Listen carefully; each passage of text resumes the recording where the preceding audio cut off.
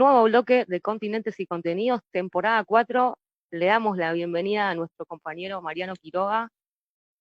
¿Estás ahí, Qué Mariano? bueno, sí, qué bueno estar acá. Qué alegría que estemos nuevamente en el ruedo, nuevamente dando disputa este, de sentido, ¿no? Me parece que de eso se trata, de disputar el sentido de la vida, de lo que tiene que ver con la comunicación, de lo que tiene que ver con todo, pero eso, está bueno aparte hacerlo con gente tan querible como son todos ustedes. Muchas gracias. Un año sin vernos, Mariano. Mucho, ¿no? Demasiado, demasiado tiempo. Pasaron cosas. Gracias de verdad por ser parte de esta cuarta temporada con el segmento de con el segmento de Continentes y Contenidos para Total Normalidad. Es un rinconcito donde pretendemos pensar lo que pasa en el mundo desde una mirada local, pero también desde una mirada humanista, con un enfoque de periodismo de paz y no violencia. Yo te pido que para empezar nos refresques un poco la memoria y trabajemos en torno a qué significa una comunicación desde ese enfoque. Mira, yo creo que lo fundamental es no pensar en esa comunicación pontificia, ¿no? De esos comunicadores que están bajando una verdad revelada, sino de comunicar desde la paridad, desde comprender que el que está del otro lado, del que nos se está queriendo informar a través de nosotros, piensa, saca conclusiones, siente, vive lo que estamos contando. Por lo tanto, hay que estar ahí, una sensación de cercanía con él. El Este, primer, el primer Odio conflicto que esos te quiero... periodistas que se creen genios, ¿viste? Perdón que te interrumpa. No, está perfecto. El Bueno, yo primer... sí, un poquito. Ahí va, Homero sí, también hay que bancarla ahí. No, bueno, lo primero que te quería proponer era un video como para invitarte a reflexionar en términos de qué es lo que se está mostrando hoy en televisión, qué es lo que se está viendo hoy en las redes sociales y cómo eso impacta en cómo vemos la realidad. No sé si, Ani, tenés un video ahí para ponerle.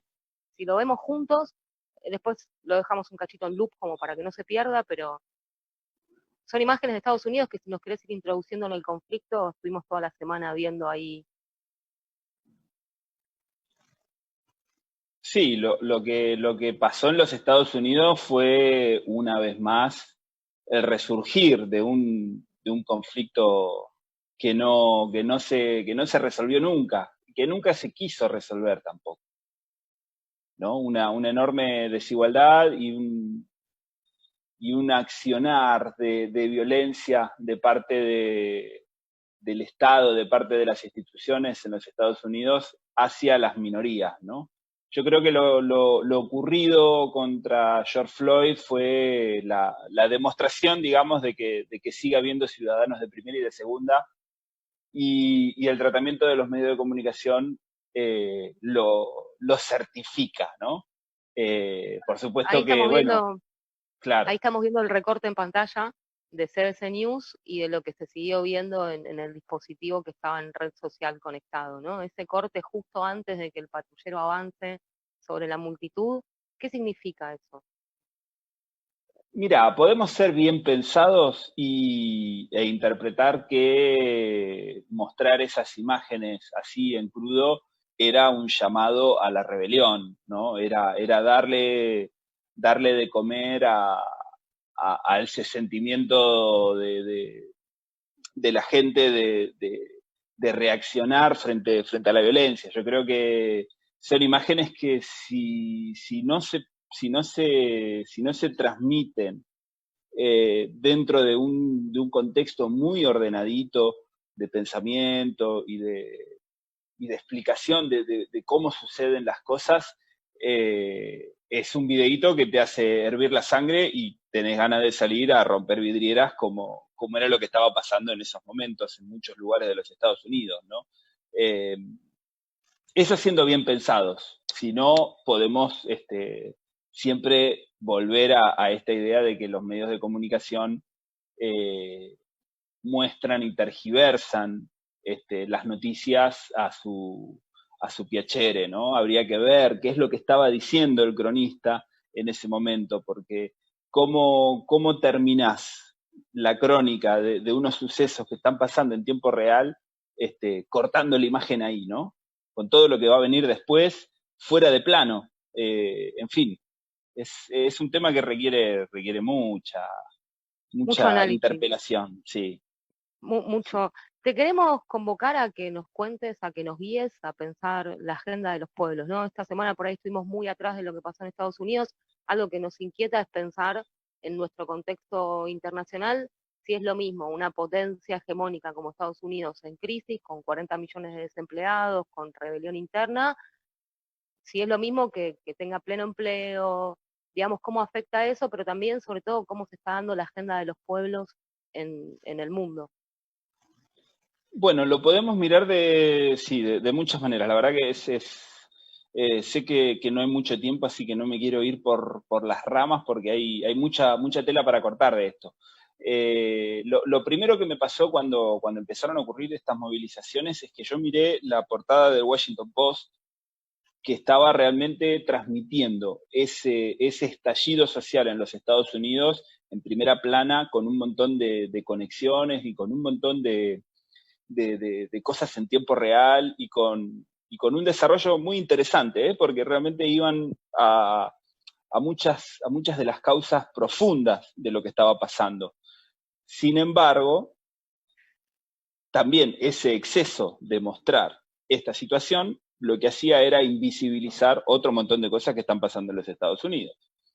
Y entonces ahí uno puede entender el juego político que se está dando en plena campaña electoral en los Estados Unidos, cómo se está disputando la dirección de la potencia económica y militar más poderosa del planeta en estos momentos, en estos meses, en medio de una pandemia global.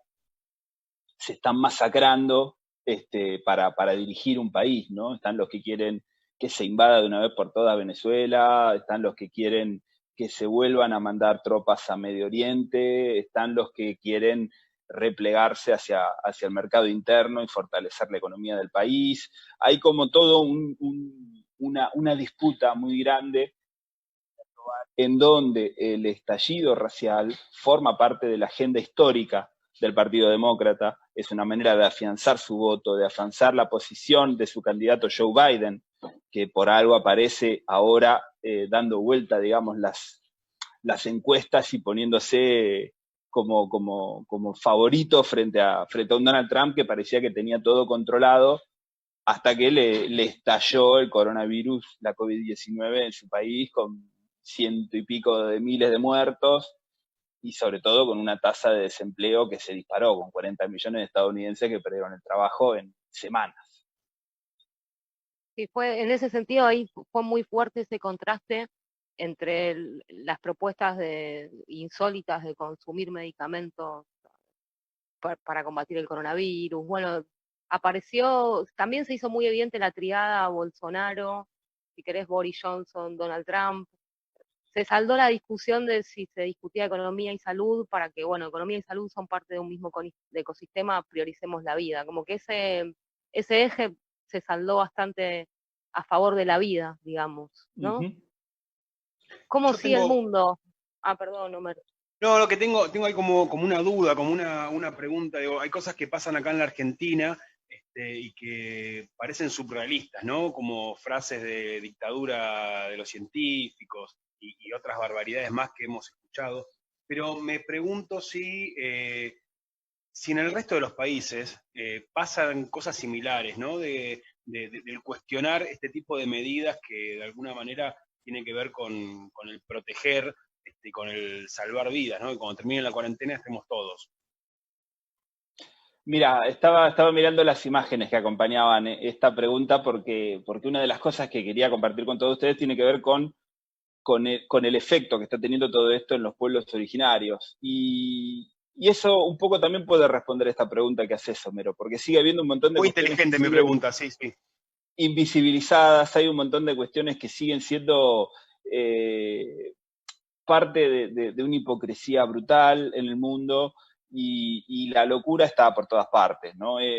Recién Ana hablaba de esa tríada, digamos, Bolsonaro, Johnson, Trump, que yo creo que muestran justamente los tiempos de la irracionalidad, ¿no? Los tiempos de estos personajes tan capaces de cualquier cosa, digamos, sin ningún tipo de dominio de sí mismos, como para llevar adelante cualquier medida política que les sirva, que les resulte útil para sus planes, ¿no? El pragmatismo llevado al máximo nivel e incluso pudiendo defenderse con argumentos lindando con la locura. Eso pasa en todos lados, lamentablemente está creciendo mucho este movimiento anti-nuevo orden mundial, si se quiere, detrás de eso, que no es un movimiento nuevo, es un viejo movimiento que le ha dado de comer a la extrema izquierda y a la extrema derecha. En fin, es un tema muy profundo que merece Si te parece, a lo largo de esta un temporada abordaje, claro. podemos ir hablando de qué significa el nuevo orden mundial y El nos segmento traías se más puede agenda. ¿Cómo se se puede puede llamar llamar el El Nuevo segmento? Orden Mundial y vos, se puede llamar. Con Mariano Guiroa y Homero Bonafert. No, te queríamos preguntar para ir cerrando un poco esta Sí. idea del abordaje internacional, cómo estaba la agenda de derechos, cómo estaba la agenda de los pueblos, en qué estaba el mundo para ir cerrando y ya abrir este ciclo que domingo a domingo esperamos se repita. Bien, mirá, yo creo que hay hechos muy valiosos que están ocurriendo en el medio de toda esta catástrofe a nivel global, al menos mediáticamente pareciera que estamos viviendo una enorme catástrofe, contando muertos, viendo imágenes de ataúdes y demás, pero en el medio de todo eso hay países bueno, que sí se plantearon esa disputa entre defender la vida o defender otros intereses, no hablemos de economía, otros intereses, y me parece que ahí hay dos países que llevan la vanguardia en esto. Por un lado está Nueva Zelanda, que ha hecho una gestión de esta crisis ejemplar, que se ha librado ya de la COVID-19, y por otro lado me gustaría destacar, para mi sorpresa, a Costa Rica, ¿no? Un país gobernado por un engendro neoliberal como Carlos Alvarado, y que sin embargo, en este mes que pasó, en mayo, reformaron su constitución. Ahora han incorporado como derecho constitucional el acceso al agua potable. Les leo rapidito lo que dice ahora la Constitución costarricense. Toda persona tiene el derecho humano básico e irrenunciable de acceso al agua potable, como bien esencial para la vida. El agua es un bien de la nación, indispensable para proteger tal derecho humano. Su uso, protección, sostenibilidad, conservación y explotación se regirá por lo que establezca la ley que se creará para estos efectos, y tendrá prioridad el abastecimiento de agua potable para consumo de las personas y las poblaciones. Esto, en medio de un gobierno con un pensamiento antiestatal y neoliberal, parecía imposible. Sin embargo, la organización de la base social en Costa Rica ha logrado transformar la constitución de su país, y a los poquitos días pasaron a celebrar también que se convirtieron en el 8º país del continente americano, el primero de Centroamérica y el 29 en el mundo, en aprobar el matrimonio entre personas del mismo sexo, el matrimonio igualitario. Con lo cual, nada, son pequeñas cosas para celebrar, sin muchos abrazos, sin mucho intercambio de fluidos, pero sí para celebrar en medio de este contexto, ¿no? Bueno, Sí, seguimos domingo a domingo. Perdón, no, es la pregunta esta, digamos, cómo son los procesos de cada uno de los pueblos, ¿no? Y, digamos, si lo que parecería que acá en la Argentina traza son grandes logros para el pueblo que mencionaba. sí, yo iba a decir que nos vemos domingo a domingo, pero también está bueno esto de reflexionar sobre las normalidades, ¿no? Esto de que hace más de 10 años que en Argentina, o 10 años que en Argentina tenemos matrimonio igualitario, como por ahí en otros lugares, nada más que por estar en otro lugar, hay una presión que se toma sus tiempos, digamos, pero irrumpe la agenda de los pueblos por continentes y contenidos. Muchas gracias, Mariano Quiroga. No, gracias a ustedes. Y qué bueno que estemos otra vez, dando la disputa. Hasta el domingo que viene. Muchísimas gracias.